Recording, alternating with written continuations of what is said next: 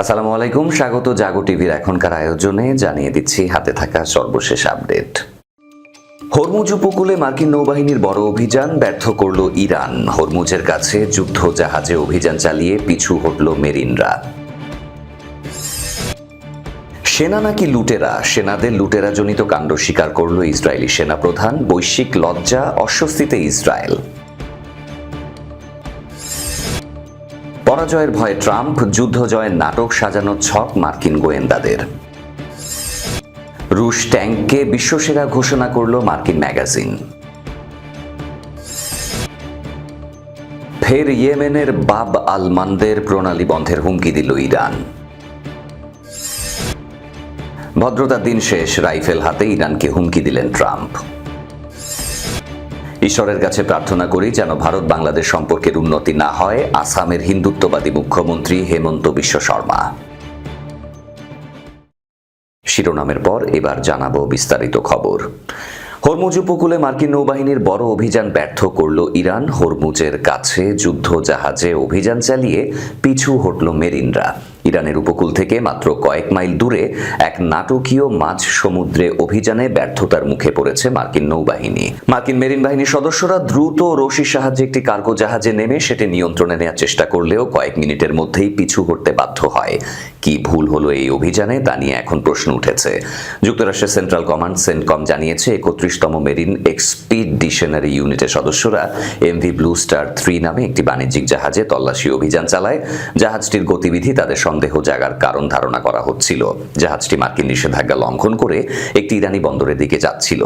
প্রত্যক্ষদর্শী ও সামরিক সূত্র বলছে, হেলিকপ্টার থেকে দড়ি বেয়ে যখন মেরিনরা জাহাজে নামেন তখনই পরিস্থিতি বিপরীত দিকে মোড় নেয়। জাহাজের ক্রু বা সম্ভাব্য প্রতিরক্ষা ব্যবস্থার মুখে পড়ে মেরিনাররা মাত্র কয়েক মিনিটের মধ্যেই তাদের অবস্থান ছেড়ে পিছু হটতে বাধ্য হন। কোনো গোলাগুলির ঘটনা ঘটেনি বলে জানা গেছে। তবে অভিযান কেন ব্যর্থ হলো তার বিস্তারিত বিবরণ এখনো শ্রেণীবদ্ধ করে রেখেছে পেন্টাগন। সেন্টকম এক বিবৃতিতে বলেছে, উক্ত জাহাজটি ইরানি বন্দরের দিকে যাচ্ছিল কিনা তা যাচাই করতেই এই অভিযান। পরিস্থিতি পর্যবেক্ষণ শেষে আমরা সেনা প্রত্যাহার করি। তবে সূত্রের বরাতে জানা গেছে, জাহাজের অভ্যন্তরীণ বাস্তবতা ও আইনি জটিলতার কারণে জোর করে দখলের সিদ্ধান্ত থেকে পিছে আসে মার্কিন বাহিনী। এই ঘটনা হরমুজ প্রণালী ও আরব সাগরে মার্কিন ইরানি উত্তেজনা আরো বাড়িয়ে দিয়েছে। ইরানের বিপ্লবী গার্ড বাহিনী এখনো এই বিষয়ে আনুষ্ঠানিক প্রতিক্রিয়া দেয়নি। তবে ইরানি গণমাধ্যম ঘটনাটিকে মার্কিন হস্তক্ষেপের ব্যর্থতা হিসেবে আখ্যা দেওয়া হয়েছে। মার্কিন নৌবাহিনী ইরানের ওপর নিষেধাজ্ঞা কার্যকর রাখতে আরব সাগরে ব্যাপক নৌ অবরোধ চালিয়ে যাচ্ছে। বিশ্লেষকরা বলছেন, এই ব্যর্থ অভিযান মধ্যপ্রাচ্যে মার্কিন সামরিক কৌশলের দুর্বলতা উন্মোচিত করেছে বলে দাবি করছে ইরানপন্থী মহল। তবে পেন্টাগন বলছে এটি একটি নিয়মিত তল্লাশি অভিযান এবং ভবিষ্যতে অঞ্চলটিতে নজরদারি অব্যাহত থাকবে। সেনা নাকি লুটেরা, সেনাদের লুটেরাজনিত কাণ্ড স্বীকার করল ইসরায়েলি সেনাপ্রধান। বৈশ্বিক লজ্জা, অস্বস্তিতে ইসরায়েল। ইসরায়েলি প্রতিরক্ষা বাহিনীর সেনাদের লুটেরাজি ও অসামরিক সম্পত্তি ধ্বংস করার ঘটনায় দেশটির সামরিক বাহিনী অভ্যন্তরীণ সমালোচনার মুখে পড়েছে। পরিস্থিতি এতটাই গুরুতর হয়েছে যে প্রধান সামরিক কর্মকর্তাকে প্রকাশ্যে কঠোর ভাষায় সতর্কবার্তা জারি করতে হয়েছে। বিশ্বমহলে প্রশ্ন উঠেছে, এরা সেনা নাকি লুটেরা?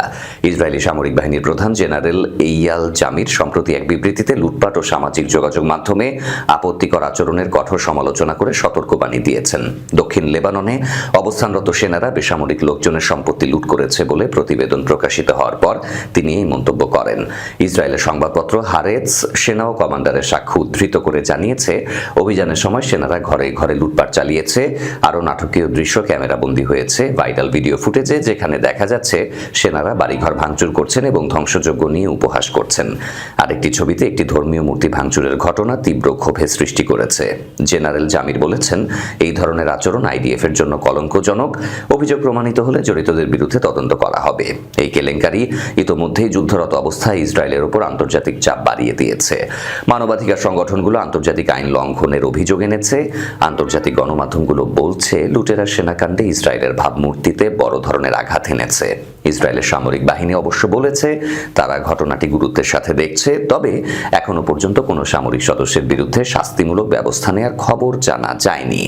যুদ্ধবিরতির মধ্যস্থতা চলাকালে এই ঘটনা ইসরায়েলের জন্য আরও অস্বস্তির কারণ হয়েছে বলে মনে করছেন বিশ্লেষকরা। পরাজয়ের ভয় ট্রাম্প, যুদ্ধ জয়ের নাটক সাজানোর ছক মার্কিন গোয়েন্দাদের।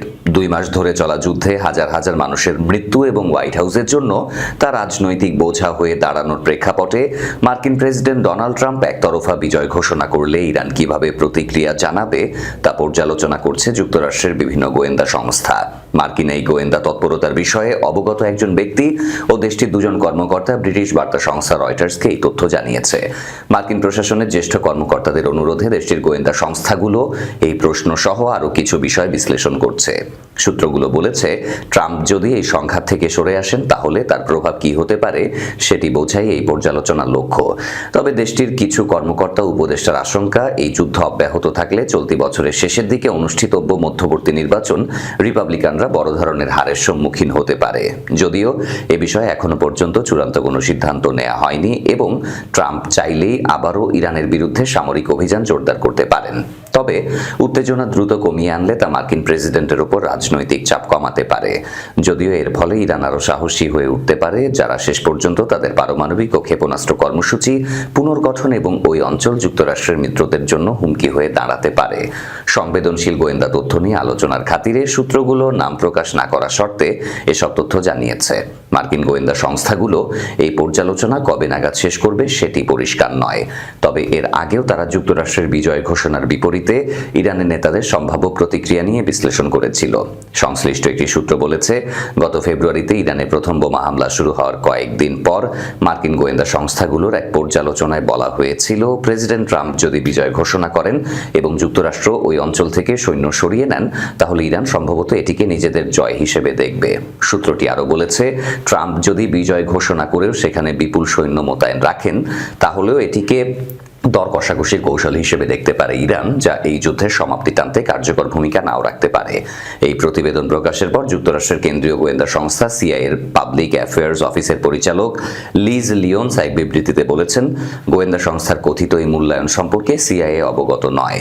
ইরান নিয়ে তাদের বর্তমান কাজ সম্পর্কে রয়টার্সের সুনির্দিষ্ট প্রশ্নের উত্তর দিতে অস্বীকৃতি জানিয়েছে সিআইএ। আর যুক্তরাষ্ট্রের ন্যাশনাল ইন্টেলিজেন্সের ডিরেক্টরের কার্যালয়ে এই বিষয়ে মন্তব্য করতে রাজি হয়নি। হোয়াইট হাউসের মুখপাত্র আনা কেলি বলেছেন, যুক্তরাষ্ট্র বর্তমানে ইরানিদের সাথে আলোচনার ব্যাপারে যোগাযোগ রাখছে এবং তাড়াহুড়ো করে কোনো খারাপ চুক্তিতে জড়াবে না। বিভিন্ন জনমত জরিপে বলছে, ইরানের সাথে এই যুদ্ধ আমেরিকানদের কাছে অত্যন্ত অজনপ্রিয় হয়ে উঠেছে।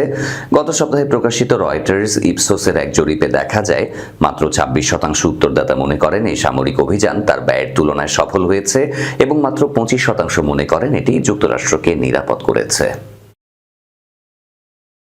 রুশ ট্যাঙ্কে বিশ্বসেরা ঘোষণা করল মার্কিন ম্যাগাজিন। মার্কিন দ্বিমাসিক আন্তর্জাতিক সম্পর্ক বিষয়ক ম্যাগাজিন দ্য ন্যাশনাল ইন্টারেস্ট বিশ্বের বর্তমান যুদ্ধক্ষেত্রে ব্যবহৃত ট্যাঙ্কগুলোর একটি তালিকা প্রকাশ করেছে। তালিকায় 1 নম্বরে স্থান পেয়েছে রাশিয়ার T-72 ট্যাঙ্ক। সাময়িকীটির মূল্যায়নে বলা হয়েছে, বিভিন্ন গুরুত্বপূর্ণ মানদণ্ডে উৎকর্ষতার কারণেই এই ট্যাঙ্কটি শীর্ষস্থান অর্জন করেছে। প্রতিবেদনে উল্লেখ করা হয়, টিকে থাকার সক্ষমতা ও প্রতিরক্ষা ব্যবস্থা, দীর্ঘ দূরত্ব অতিক্রম করে বারবার রসদ ছাড়াই যুদ্ধ চালিয়ে যাওয়ার ক্ষমতা, আধুনিকীকরণ ও আপগ্রেডের সুবিধা, উৎপাদনের সহজলভ্যতা, বহুমুখী ব্যবহার, কৌশলগত প্রভাব এবং প্রতিরোধমূলক শক্তির দিক বিবেচনায় T-72 সেরা হিসেবে বিবেচিত হয়েছে। সাময়িকীটির ভাষায়, এই ট্যাঙ্কটি একটি কার্যকর যুদ্ধ ট্যাঙ্কের জন্য প্রয়োজনীয় সব বৈশিষ্ট্যই পূরণ করে। প্রতিবেদনে আরও বলা হয়, ড্রোন সহ নতুন প্রজন্মের অস্ত্র ব্যবহারের পরও ইউক্রেন যুদ্ধে রাশিয়ার সাফল্যে T-72 গুরুত্বপূর্ণ ভূমিকা রেখেছে বলে ধারণা করা হচ্ছে। তালিকায় দ্বিতীয় অবস্থানে রয়েছে যুক্তরাষ্ট্রের MA আব্রাহাম ট্যাঙ্ক এবং তৃতীয় স্থানে রয়েছে ইসরায়েল মার্কাভা V। ঐতিহাসিকভাবে T-72 ট্যাঙ্কটি সোভিয়েত সেনাবাহিনীতে প্রথম অন্তর্ভুক্ত হয় 1973 সালের গ্রীষ্মে। এটি তৈরি করে উরাল ভাগোজেনভোদ ট্যাঙ্ক ডিজাইন ব্যুরো, যা বর্তমানে রোস্টকের অধীনে প্রতিষ্ঠান হিসেবে পরিচিত। বর্তমান বিশ্বের প্রায় 50টি দেশের সেনাবাহিনী T-72 ট্যাঙ্ক ব্যবহার করছে। সময়ের সাথে সাথে বিভিন্ন আধুনিক সংস্করণও তৈরি হয়েছে, যার মধ্যে উল্লেখযোগ্য হল T-72A, T-72B, T-72BA, T-72B3 এবং সর্বশেষ মডেল T-72B3M। ফের ইয়েমেনের বাব আল মান্দে প্রণালী বন্ধের হুমকি দিল ইরান। ইয়েমেনিরা বাব এল মান্দে প্রণালী বন্ধ করার অপেক্ষা করছে বলে মন্তব্য করেছেন ইরানের শুরা কাউন্সিলের জাতীয় নিরাপত্তা কমিশনের ডেপুটি চেয়ারম্যান আলাইয়েদ্দিন বোরুজের্দি। তিনি বলেছেন, আমাদের অবস্থান এখনো শক্ত এবং আমরা এখনো আমাদের নতুন তাস খেলিনি। ইরানি টেলিভিশনে প্রকাশিত একটি সাক্ষাৎকারে তিনি বলেছেন, বাব এল মানদেবের গুরুত্ব হরমুজ প্রণালীর চেয়ে কোনো অংশে কম নয়, আর ইয়েমেনিরা এই প্রণালী অবরোধ করে আমেরিকাকে আরেকটি আঘাত দেওয়ার জন্য অপেক্ষা করছে। ইরানের এই কর্মকর্তার এই বক্তব্য এমন সময় এলো যখন যুক্তরাষ্ট্র ইরান উভয় হরমুজ প্রণালীর নিয়ন্ত্রণ তাদের হাতে রয়েছে বলে দাবি করছে। আলাউদ্দিন বরুজের্দি আরও বলেন, আলোচনায় তার উপস্থিতি ছিল সর্বোচ্চ নেতার নির্দেশ অনুযায়ী।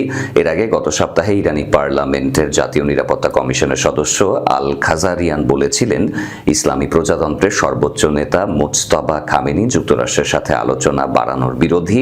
এদিকে বিপ্লবী গার্ড বাহিনী বা আইআরজিসির সাথে সম্পৃক্ত তাসনিম সংবাদ সংস্থা এর আগে এক ইরানি সামরিক সূত্রের উদ্ধৃতি দিয়ে জানিয়েছেন, বাব এল মানদেব প্রণালীকে বিশ্বের অন্যতম কৌশলগত প্রণালী হিসেবে বিবেচনা করা হয় এবং এ বিষয়ে বিশ্বাসযোগ্য পূর্ণাঙ্গ হুমকি তৈরি করার ক্ষেত্রে ইরানের ইচ্ছা ও সক্ষমতা দুটিই রয়েছে।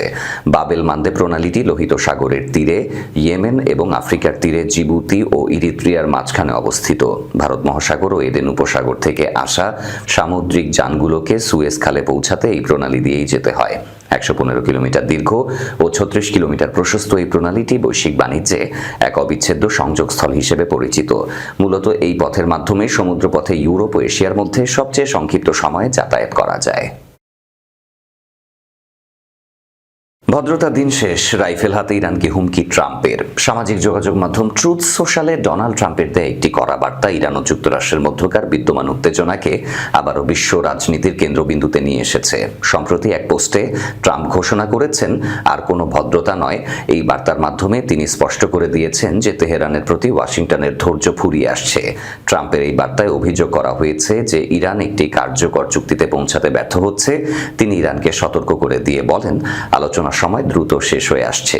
এর আগে চলতি মাসের শুরুর দিকে তিনি তেহরানকে একটি সুষ্ঠু ও যুক্তিসঙ্গত চুক্তির প্রস্তাব দিয়েছিলেন, তবে সেটি প্রত্যাখ্যান করলে ভয়াবহ পরিণতির হুঁশিয়ারও দিয়েছিলেন। বর্তমানে দুই দেশের মধ্যে পারমাণবিক কর্মসূচি, নিষেধাজ্ঞা প্রত্যাহার এবং আঞ্চলিক নিরাপত্তা নিয়ে গভীর মতপার্থক্য ও অস্থিরতা বিরাজ করছে। রয়টার্স জানায়, ওয়াশিংটন ও তেহরানের মধ্যকার এই আলোচনা অত্যন্ত জটিল মোড় নিয়েছে। একদিকে ট্রাম্প দাবি করছেন যে ইরান আলোচনার জন্য নতুন পথ খুঁজছে, অন্যদিকে তেহরান প্রকাশ্যে ওয়াশিংটনের দেয়া অনেক বক্তব্যই নাকচ করে দিচ্ছে। এই পাল্টাপাল্টি অবস্থানের কারণে মধ্যপ্রাচ্যের সামগ্রিক পরিস্থিতি এখন বেশ সংবেদনশীল হয়ে উঠেছে। বিশেষ করে কৌশলগতভাবে গুরুত্বপূর্ণ হরমুজ প্রণালীর নিরাপত্তা নিয়ে বিশ্ব জ্বালানি বাজার এবং কূটনীতিকরা গভীর উদ্বেগের মধ্যে রয়েছেন। বিশ্লেষকদের মতে ট্রাম্পের এই no more mister nice guy বার্তাটি কেবল একটি রাজনৈতিক হুমকি নাকি ইরানের বিরুদ্ধে কঠোর কোনো পদক্ষেপের পূর্বাভাস, তা আগামী কয়েকদিনে স্পষ্ট হবে। তবে প্রথাগত কূটনৈতিক ভাষা এড়িয়ে সরাসরি সামাজিক যোগাযোগ মাধ্যমে দেয়া ট্রাম্পের এই কড়া বার্তা বিশ্বজুড়ে নতুন করে আলোচনার জন্ম দিয়েছে এবং ওয়াশিংটনের ইরান কৌশলকে আবারও সবার নজরে নিয়ে এসেছে, সূত্র জানিয়েছে গালফ নিউজ। প্রার্থনা করি ভারত বাংলাদেশ সম্পর্ক উন্নতি না হোক, আসামের হিন্দুত্ববাদী মুখ্যমন্ত্রী হেমন্ত বিশ্ব শর্মা। ভারতের উত্তর পূর্বাঞ্চলীয় রাজ্য আসামের মুখ্যমন্ত্রী এক সাম্প্রতিক সাক্ষাৎকারে ভারত ও বাংলাদেশের সম্পর্ক নিয়ে বিতর্কিত মন্তব্য করেছেন। ব্যক্তিগতভাবে তিনি চান না যে দুই দেশের সম্পর্কের উন্নতি ঘটুক এবং এজন্য নিয়মিত ঈশ্বরের কাছে প্রার্থনাও করেন তিনি। তার বক্তব্য অনুযায়ী, আমি প্রতিদিন সকালে ঈশ্বরের কাছে প্রার্থনা করি ইউনুসের সময় যেমন পরিস্থিতি ছিল সেটাই যেন বজায় থাকে, দুই দেশের সম্পর্ক যেন আরো ভালো না হয়। ভারতের একটি গণমাধ্যমকে দেয়া দীর্ঘ সাক্ষাৎকারে সীমান্তে কথিত পুশব্যাক প্রক্রিয়া নিয়েও বিস্তারিত বলেন তিনি। তার দাবি, সীমান্তরক্ষী বাহিনী মাঝে মাঝে যাদের ফেরত পাঠানো হবে তাদের কয়েকদিন থেকে শুরু করে কয়েক সপ্তাহ পর্যন্ত নিজেদের হেফাজতে রাখে। এরপর সুযোগ বুঝে, বিশেষ করে সীমান্তের ওপারে বাংলাদেশি বাহিনীর উপস্থিতি না থাকলে তাদের জোর করে সীমান্ত পার করে দেয়া হয়। তিনি আরো উল্লেখ করেন, এ ধরনের কার্যক্রম সাধারণত রাতের অন্ধকারে পরিচালিত হয়। যদিও বাংলাদেশের সীমান্তরক্ষী বাহিনীর বর্তমান নাম বিজিবি, তিনি পুরনো নাম বিডিআর ব্যবহার করেছেন। এই সাক্ষাৎকারটি গত 15 এপ্রিল সম্প্রচারিত হলেও এর কিছু অংশ সম্প্রতি সামাজিক যোগাযোগ মাধ্যমে ব্যাপকভাবে ছড়িয়ে পড়ে। বিশ্লেষকদের মতে এই মন্তব্য এমন এক সময় এসেছে যখন ভারতের পক্ষ থেকে নতুন করে কূটনৈতিক ইঙ্গিত দেয়ার ইঙ্গিত মিলেছে।